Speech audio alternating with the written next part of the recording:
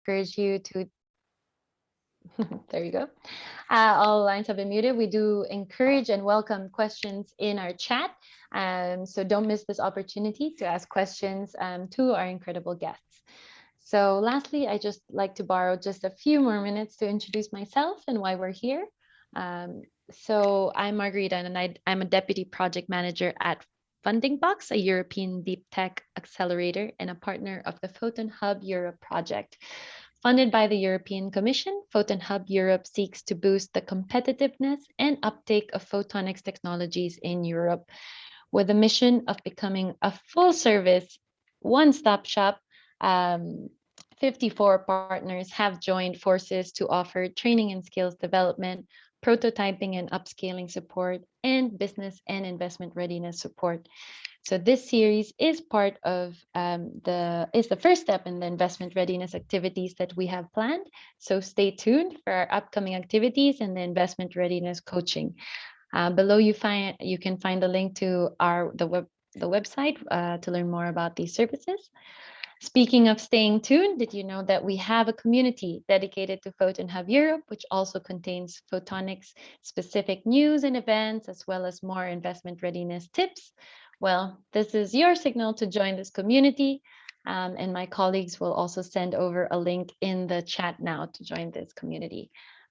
So speaking of investment readiness, let's dive back into our agenda for today. As the name suggests, the Photonpreneurs series has been designed to share the real and often unconventional fundraising journeys of those exploring, designing, and launching ventures or companies inspired by the science and technology of light.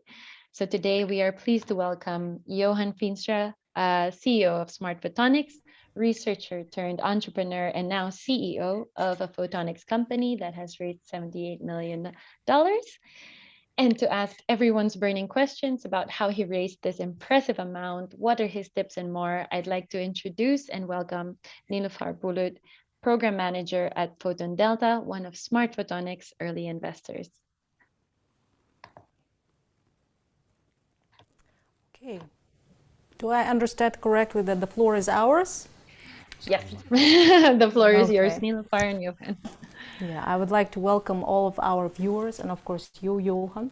And well, my name is Nilüfer Bulut. I'm a program manager on public-private partnerships here at Photon Delta. And together with the many colleagues, we work closely together with wide range of organizations to actively enable, catalyze, and strengthen our ecosystem. And it's a constant, ongoing process.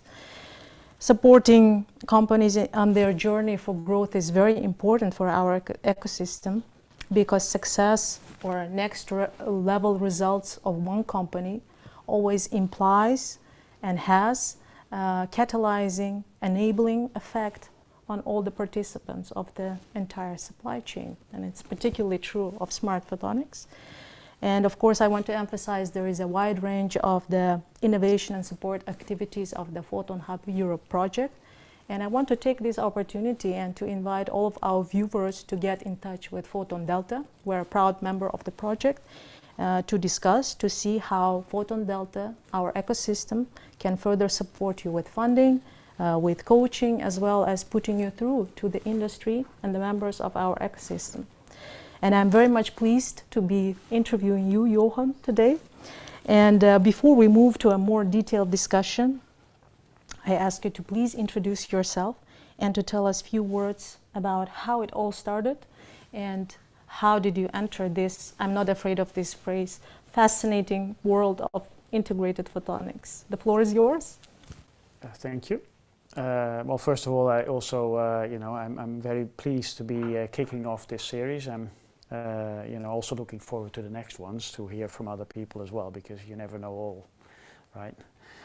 But I hope that I can share some of the things we've learned over the time with you, with all of the audience. That's great. My background, I am indeed a researcher, changed into entrepreneur. I used to say that I was a researcher with a bit of business sense.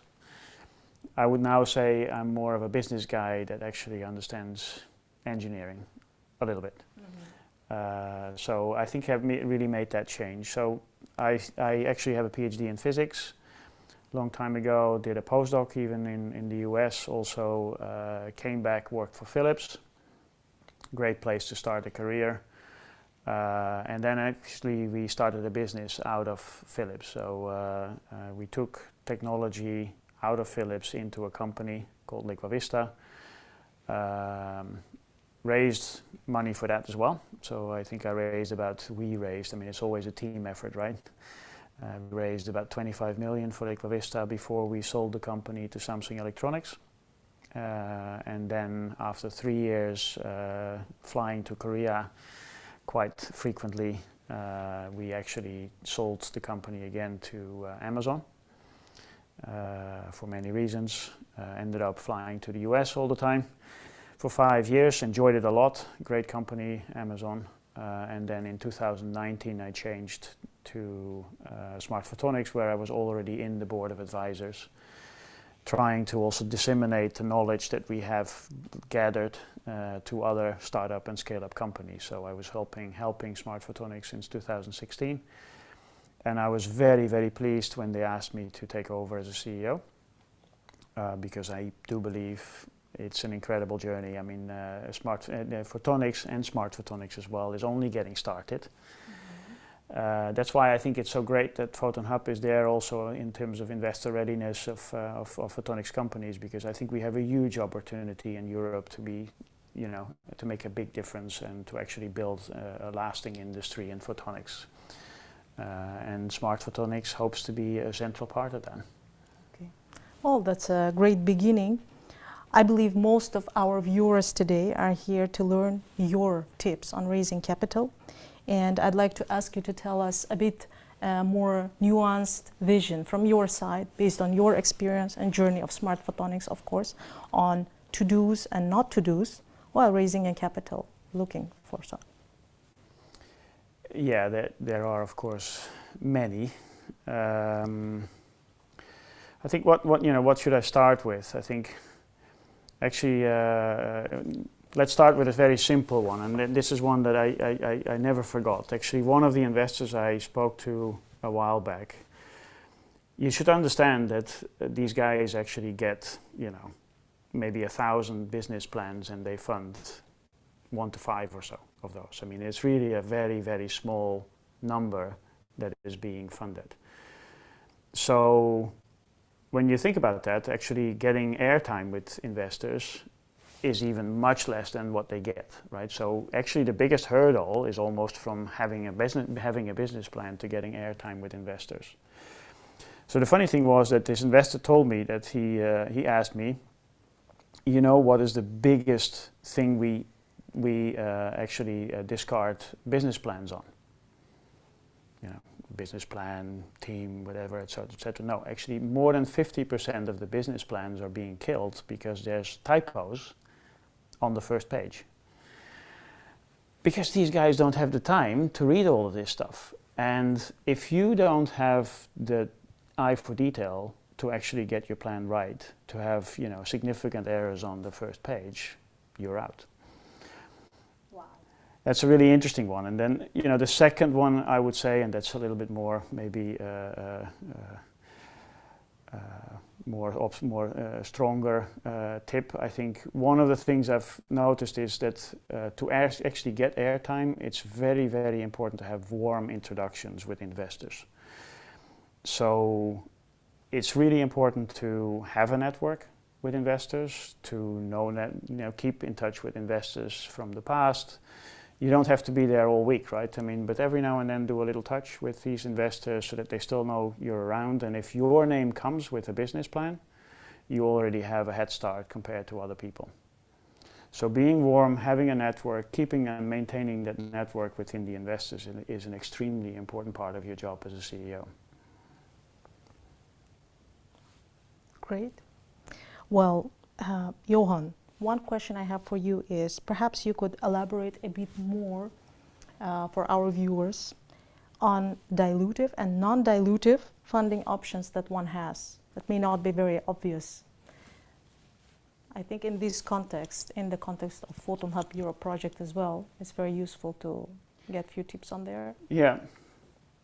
I think, you know, for both my companies and many others as well, I think we raised sort of both, right? I mean, because it's important on the one hand to get to a stage where you get good investors, strong investors in. I mean, you know, with both. So with certainly with SMART Photonics, I think we started with actually raising funds from a whole set of individual investors that were really believing on the dream of SMART Photonics and of photonics in general. That was mostly equity investment. But we started to actually raise non-dilutive, so loans, subsidies, etc., because you don't want to actually dilute your share in the company by too much. And of course, the whole principle of doing a startup and a scale-up and growing as a company, that you actually increase the valuation as you go. So the more shares you actually sell at a lower price, the less there is, of course, in the end for the founding team at the end. So, you know, you can ask yourself, if I can get more money in, should I do that? Right? Is there a limit to what you want to raise, or is it always good to raise money? I think you always have to be wise, because in principle, whatever you raise now, if you don't need it, you're much better off raising it later at a much higher valuation. If the company goes well, right? So you always have to balance what you need versus what you can get, right? In terms of size of a funding round.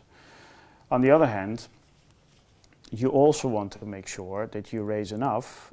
You know, if you look at the time, a lifetime of a startup and a scale-up, there are, you know, it's not like 30 events that change the valuation of your company. There's probably 5. Right? There is a big corporation with a big partner.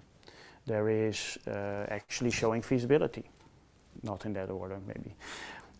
There's showing feasibility. There is getting things into a production mode and actually showing you can repeat it. There is getting your first customer in and selling your first product. I mean, those are main events that are the ones that are big impact on valuation of your company. So when you raise funds, you want to make sure that you have enough funds to hit one of these 4 or 5 big events, because that is going to determine that your valuation next time you go to investors is significantly higher. And that's the game you're playing, you know, how much do I need to hit one of these 4 or 5 events?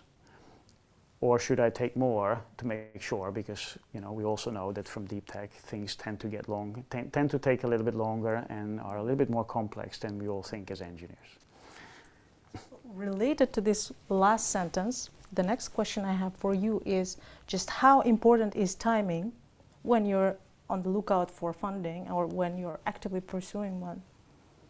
Very important, and it's always difficult to get it right. I think, you know, just like actually a deep tech startup, you're always starting too late. It's always it's difficult. It's actually being a CEO of a scale up and a startup. You're continuously fundraising. You know, the day the fund is in, you already start thinking about the next fund or the next moment you might need cash into. So, you know, a complex round. I mean, just to give you an example, I think we took about 1 to 1.5 years to raise the 35 million we did for SMART Photonics. Now, it could be shorter if you actually have already investors in. Everybody wants to invest, the so-called around the table. You know, if you have your already existing investors and they want to invest and there's nobody from the outside, then it can be faster. But if you want somebody in from the outside, and that's typically wise because that helps actually setting a good valuation for the company for that round, means that you have to start early because they have to do so-called due diligence. So they have to go through all your paperwork, technical data, legal data, IP, how strong is it? You want to go through your team. That takes time. It takes time to negotiate. It takes time to find the right investor as well. Right, because there are a zillion investors out there, and probably 95% doesn't even care about your company. You have to find the 5%, which is another actually tip if you go back to your first question. Do your research, right? I mean, you should really look for the right investors for your business plan, because there are many out there, but there are not many that actually want to do photonics. There, in fact, are not many that actually have the stamina to do deep hardware tech. Many of them prefer to do apps or software or those kind of things. So also choose your investor by good preparation. Actually showing you're well prepared to the investor is a big advantage as well, because you show you've actually looked at their portfolio, you show that there are possibilities for them to add value in addition to the finance, also to add value strategically, which is part of the extra value you would like to get out of an investor as well. Okay. Great stuff. Well, taking this opportunity, I want to congratulate you and SMART Photonics with your last 13 million euro debt round with the Rabobank. And could you please say a few words on the importance of this debt round for SMART Photonics, obviously, but also maybe you can elaborate a bit more about the importance of debt for deep tech companies in more general terms, from your perspective. Yeah. So, I mean, you started your previous question indeed by sort of the balance between the two, right? I mean, equity versus non-equity. Indeed, we are at SMART probably about 50-50 now, where non-equity is helpful from the fact that you don't have to actually give any shares, so you maintain your share in the company. Of course, getting non-equity in has the drawback that you have to start paying interest and down payments. So negotiate well when you get non-equity in, right? Try to push back any down payments to a point where the company is actually capable of doing it. We are very pleased to have the Rabobank on board. I mean, the Rabobank already early in the company provided a much smaller loan to SMART in 2016, 2017. So they were a partner already. The Rabobank, I think, is a very committed partner in this region to also boost deep tech in general, but certainly also photonics. And for us, it's really important because not just the money, of course, the money is extremely helpful, but I think it's also sending a really strong signal about the maturity of the company. Because if banks start to step in, that sends a very positive signal about the expectation and the stability of the company and the prospects for the company going forward. So from that perspective, I think it was also an extremely positive signal for SMART Photonics in particular, and I think also for the photonics ecosystem, the Photon Delta ecosystem in the Netherlands in general. Very good. Well, last but not least, I'm sure that our chat is flooding with many interesting questions. As a member of Photon Delta team, of course, I'm very curious to hear from you. What did our role, Photon Delta stepping in 2 years ago, has meant for SMART Photonics back then? And obviously, you are part of Photon Delta ecosystem, a very prominent part today. What value and significance does Photon Delta have for SMART Photonics today? So in retrospect and today, maybe you could give some flavor. Yeah, maybe to sketch the context a little bit for those that are maybe somewhat less familiar with that. I mean, so Photon Delta as a sort of, you guys started in 2018 with at least the financial part of it, right? With having the funding to support the ecosystem of which SMART Photonics is a part. SMART Photonics being a foundry providing all the chips to the various customers plays an extremely important role in the Netherlands as the only provider of the ICs.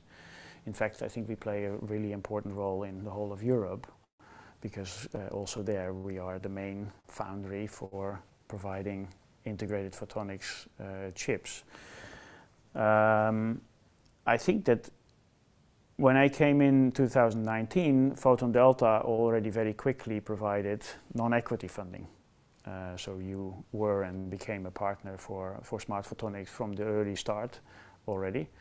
I think the Photon Delta ecosystem is extremely important to us.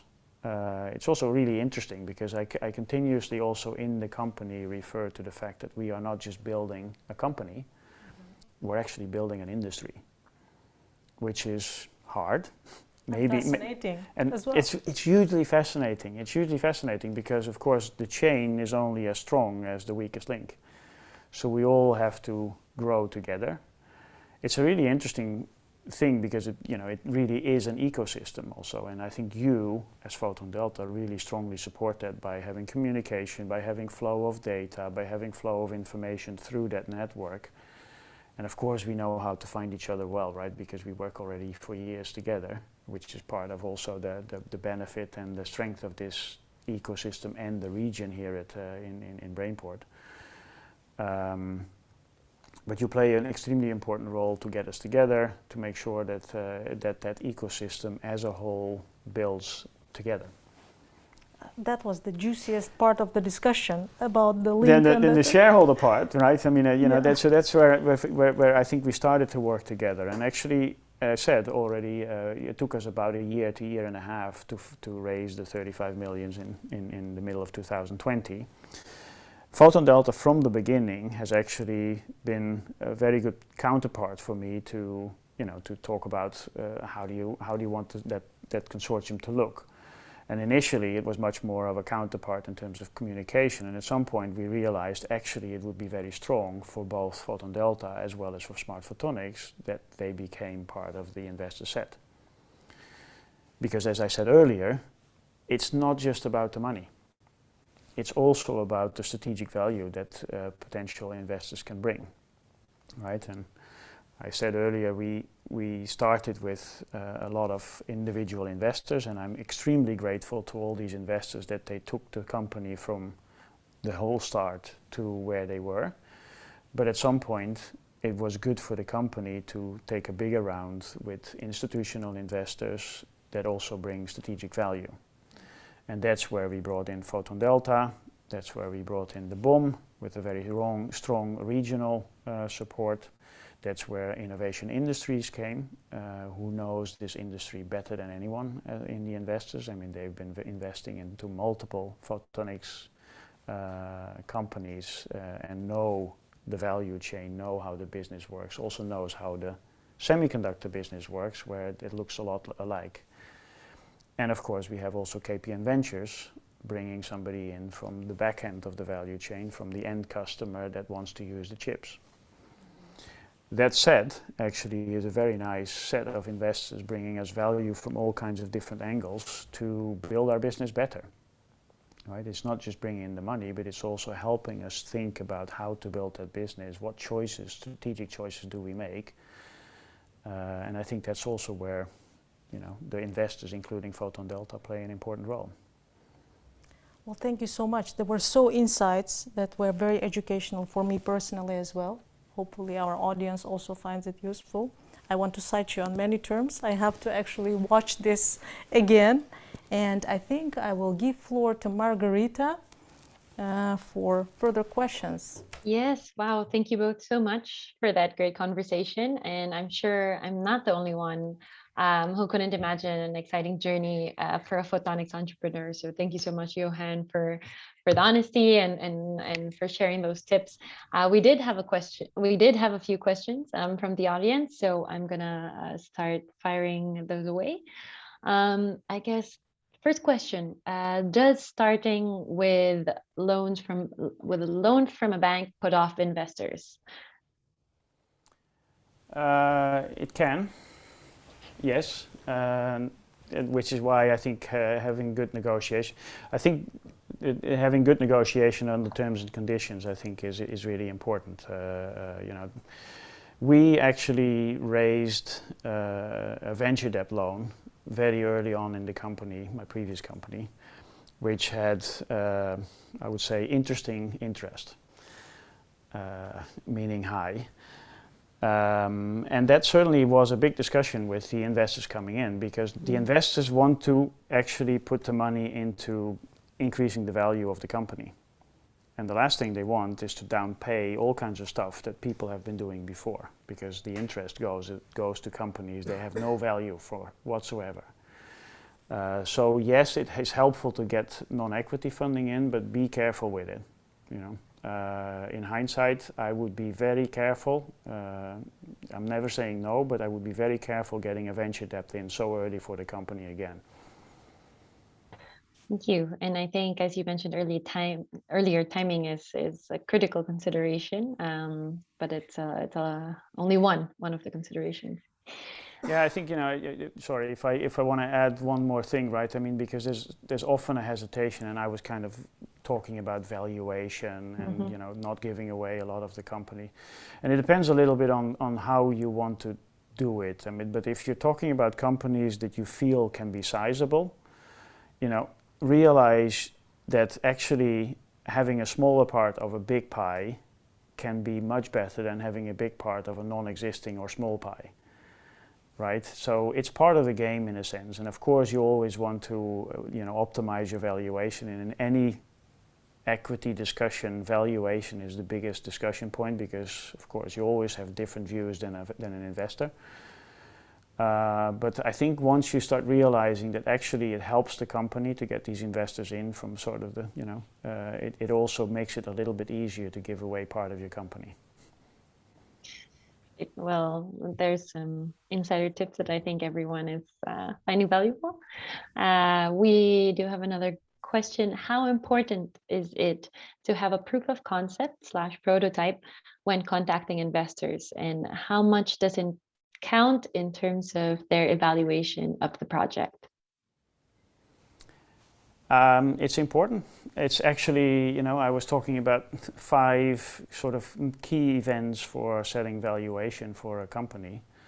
This is one, right? I mean, if you know, yes, you have to, I mean, you always, when you go out early, you have to get your investor to buy into the dream that you have, right?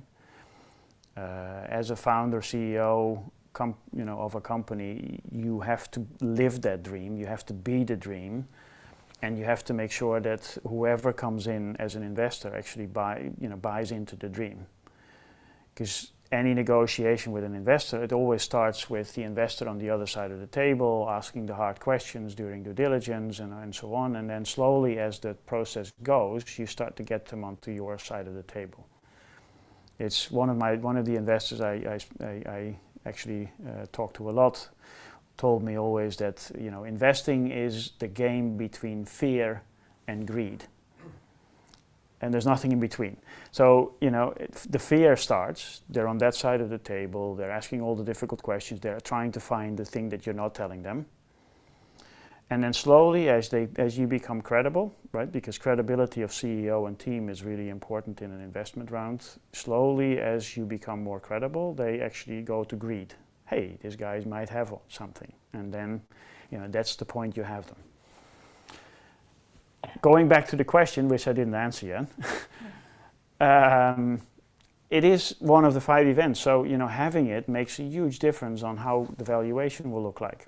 If you have just a dream, it's going to be harder to negotiate a higher valuation. If you have the dream plus something that actually works, the chances you actually have a higher valuation are much, much higher. Great. So I'm hoping that's helping everyone plan out their schedule or timing of meeting investors as well. Another question for photonics, I guess specifically for photonics, would you recommend raising equity in the EU or US, and what are the trade-offs? Interesting question.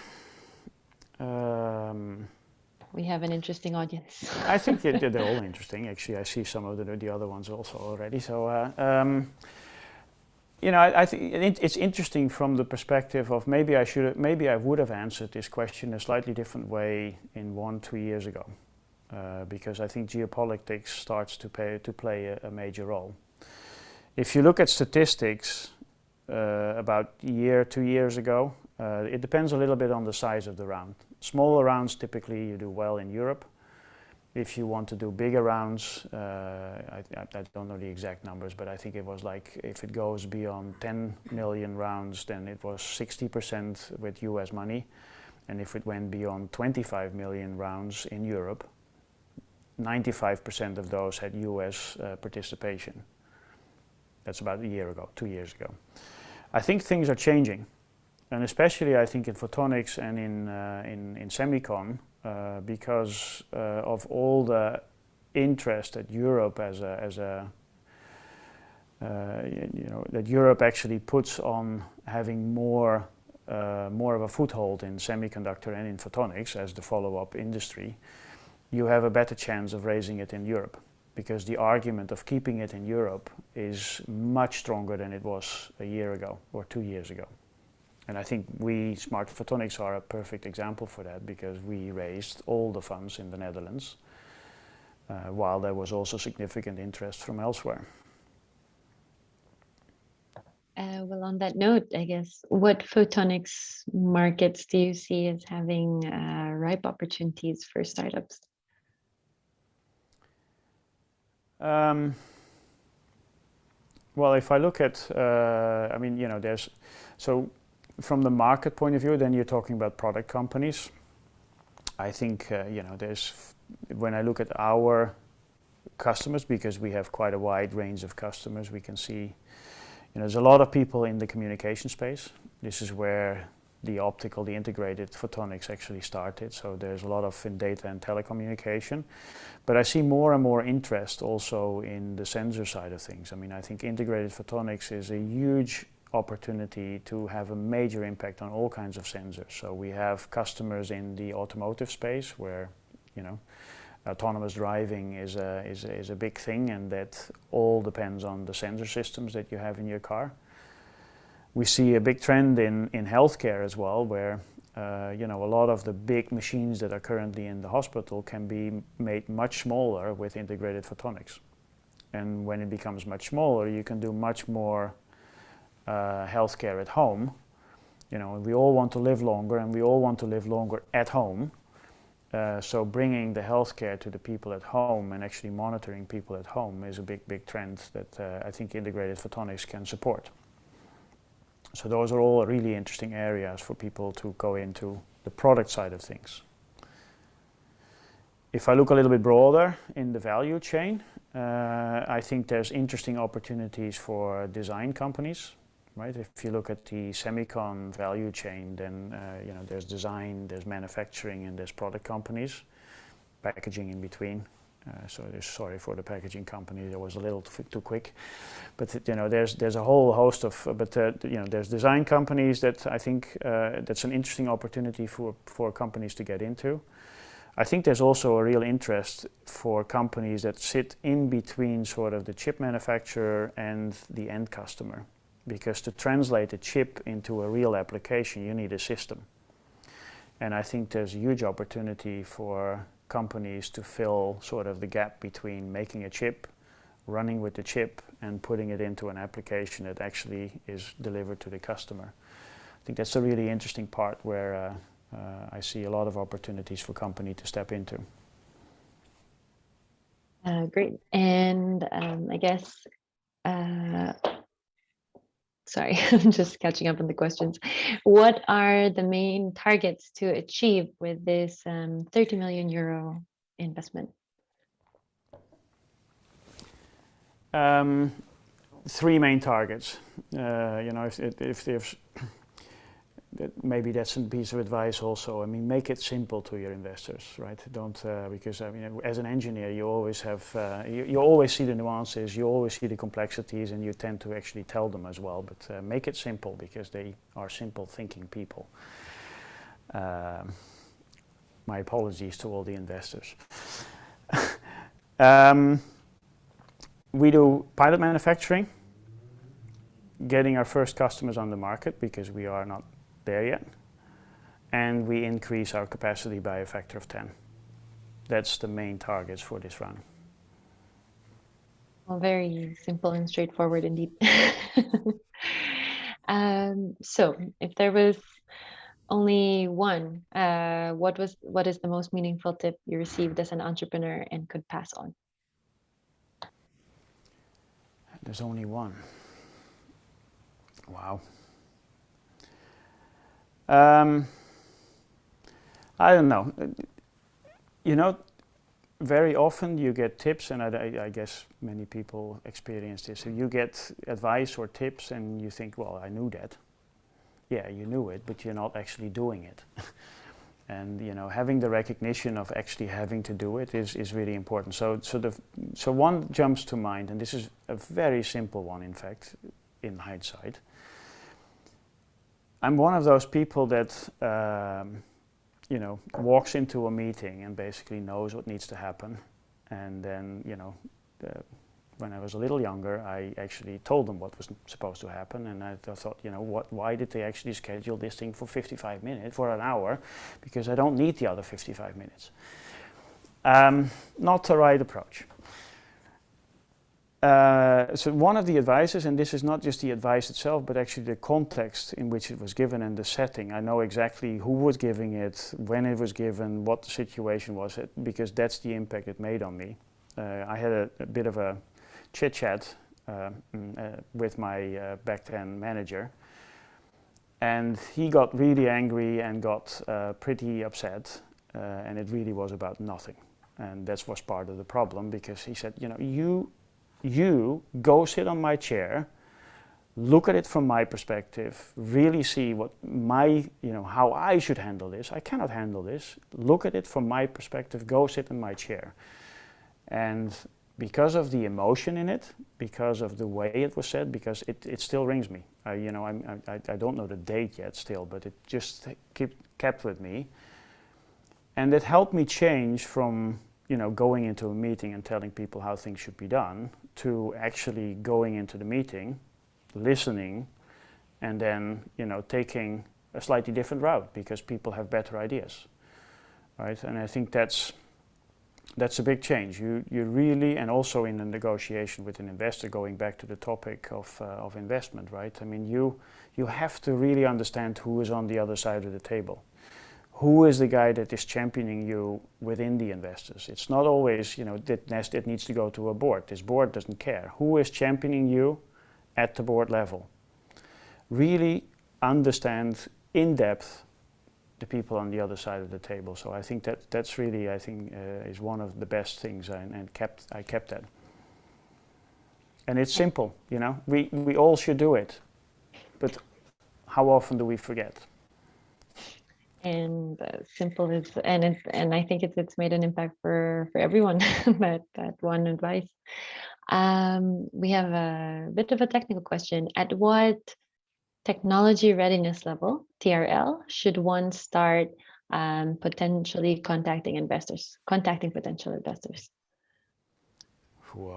That's a tough one, or there's not a straight one answer, right? I mean, but you know, typically, I mean, most of the ideas and the dreams started somewhere between 1 and 3. And I think it comes back to the earlier question we had in terms of, you know, do you need a real thing that shows that it works? I would certainly recommend that, because, you know, to go out with a piece of paper is highly unlikely to get you a good valuation and to get you a good funding round. I think, you know, if I talk about deep tech, right? I mean, I'm sure there's other places where it becomes a little bit easier. But if you're talking deep tech, I think you really need something to show, and then automatically it gets to TRL 2-3, right? Perfect. And on that note, I guess you mentioned IP as part of due diligence. Do you have any tips on IP which can help make, not break, an investment deal? It feels like a question from somebody that has some experience, because it is indeed interesting. I mean, IP can be nowadays more and more. IP is not really the leading factor in people to invest, but it can very well be the leading factor not to invest.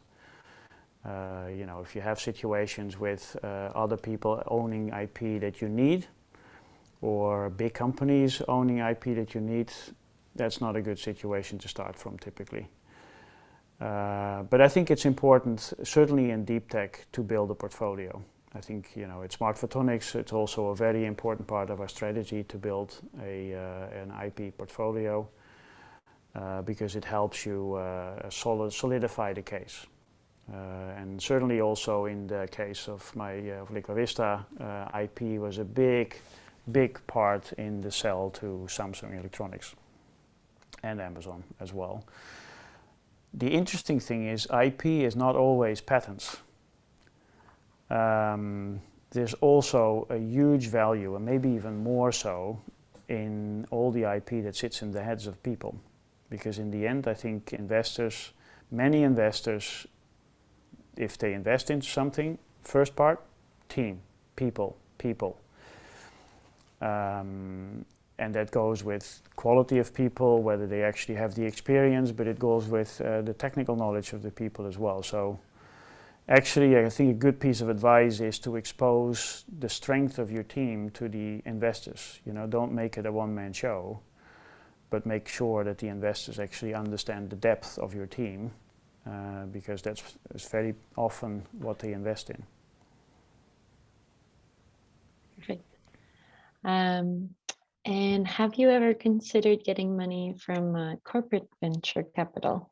And if not, why? If yes, why? We did actually. So not in this case, because I just told you, well, I mean, KPN is, right? I mean, KPN is a corporate, but corporate venture. So, but still, I think KPN does strategic investing.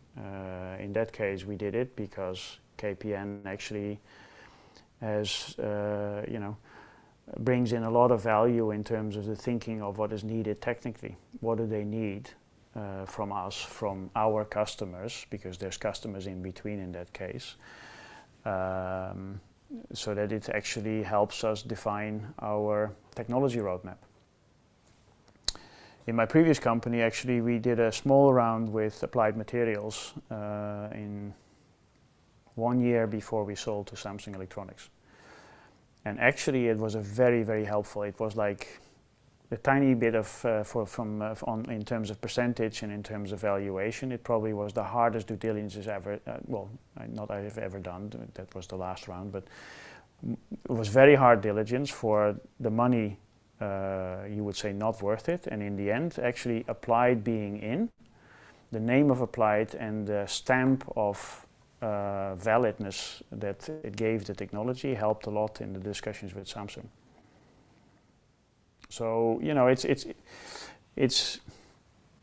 there's a lot of arguments for getting corporate venturing in or not. I mean, the tricky part, I think, if I can give a general answer, I think it's generally good because it gets you certainly a good name connected to your company. However, be very careful in negotiating the right terms and conditions, because sometimes companies come in as a customer and they want to have a preferred position, right? They either want to have a big board seat, which is difficult, or they want to have a preferred position as a customer. You know, you reserve capacity for them. Don't, because that is going to be a major discussion with the next investor. And maybe you can tell us a little bit more about the process of raising capital, more or less like when to start, and the must-haves, most especially. Yeah. So I would certainly start thinking about raising money 9 to 12 months before you need it. First step is to really think well about your business plan. So, you know, go out with what you need, what you want to do with it. I mean, the question that was raised earlier from what did we need, what did we want with this round of fund is the first question they asked. What do we achieve with this money? And is the value of the company going up with that? Depending a little bit on the size of the company and the size of the round that you want to raise, get some advice in. And depending on the round, we actually had corporate finance advisors in the round of 35 million. A, it creates bandwidth. B, it creates a warm introduction to investors you don't know yet. C, it allows you, when the going gets tough and you start to negotiate, it allows you to play bad guy, good guy, right? Because in the end, these investors, once they get on your side of the table, you want to continue with them, right? So the CEO and the people in the company, you don't want to have a bad relationship because you negotiated a bad deal. You want the corporate finance guys to do that. So you can play that thing. And of course, I understand if you're a small company, you can't afford McKinsey. But very often there are experienced entrepreneurs that can help you maybe with that and play the same kind of role, can actually test your business plan. Then you do what I said earlier, right? You go and look for a set of investors that fits your business plan. And maybe you do a tier 1 and tier 2 or maybe tier 3 even, who do you want as an investor and who would you like as the investor? And maybe you go out first to the ones you like as the investor because you can test your business plan. Because every time you talk to an investor, your business plan changes. It gets sharpened on the edges, you actually tweak it a little bit, and the next time you go out, you have a stronger story. So wait with going to the ones you really want, maybe as a second or a third. Go ahead. I was thinking you were finished. Margarita, if you don't mind, before we run out of time, it's very interesting to listen to you. I'd like to proceed with one unconventional question from my side. Please. Since I have this privilege and opportunity to interview you. I think there is this overall valid understanding that with big dream comes a big price. There are a lot of aspiring entrepreneurs with very good ideas, maybe very good prototypes in their hands, thinking what is their next big step. While you gave us investment tips on timing this, that, I want to get a glimpse of Johan also from the personal, individual point of view. So tell me, is there such thing as work-life balance, this beautiful equilibrium we're all striving towards when you pursue this next level ambition, maybe transition from a researcher to a very, very prominent entrepreneur? So can you say a few things from your background, but maybe also something generalizable for our audience? I'm very curious about that. I had to ask this question. Oh yeah, that's. I'm checking whether my wife is in the list of people that is. No. That's a good one. Well, work-life balance. I mean, if you're a CEO, then of course you need to be online all the time. I mean, you need to be. Does that mean you're working all the time? No, not necessarily. But I mean, I think I'm reachable anytime. When you're doing. Well, let me put it this way. I mean, when you're doing a round like the one we did in middle of 2020, then certainly in the last couple of months, then work-life balance is somewhat skewed. That certainly was that's not an 8-hour job. And it's also because we're talking to also, back then we were talking to, people in different time zones. And it's part of the job, right? If I didn't like that, I shouldn't be doing it. So you need to then also step back and of course take a bit of a breather after such a round.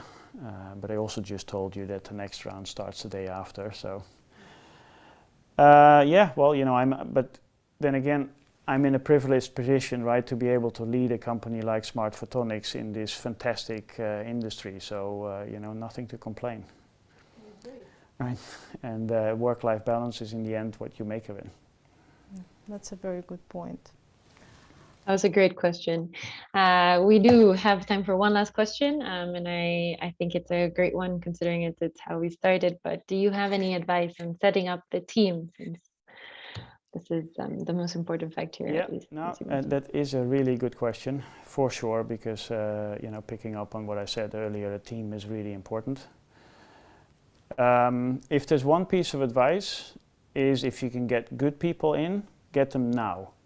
Even if you think, my God, do I really need this level of person now, or do I actually, if I look back, we had one occasion where we wanted to get somebody in that was going to do operations job, and we felt, we're not ready for it yet. We're tweaking. We're still in this technology thing. I mean, what the heck? Why do we need a big operations guy? So we waited, and then in the end, 1 year later, we actually hired a guy, and then he came in. He said, "Well, you need to do this differently." So I had a lot of regret. Actually, getting good people in helps you build the company. You don't want people to come in and tell you did it wrong. You actually want people to come in and tell you how to do it. So get good people in, and I don't know if any one of you read the book Work Rules from Google. I would highly recommend it. It's a really nice book.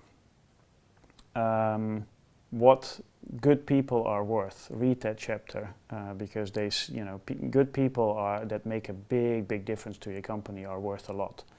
So therefore, get them in as soon as you see them. Certainly in a market that we are today, because it's really an employees market. And in your experience, moving fast has reaped some pretty great benefits, and I think that's why we're all here today. But unfortunately, that is a wrap. So thank you, a big thank you to our guests Johan and Nilüfer for your time, for your insights. Before everyone goes, we would like to do just a quick announcement. So we'd like to invite everyone to our next episode of Photon Entrepreneurs, which will take place in a few weeks on October 13 with the founder and CEO of Cintil Photonics, Sylvie Menezzo. So my colleagues have sent a link to register in the chat now. We'll also be sharing the event details in our community. So if you haven't yet, please go to this website or join by scanning this QR code to join PhotonHub Europe community.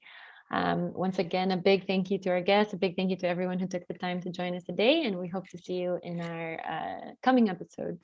So many thanks to everyone. It was a pleasure. Thank you.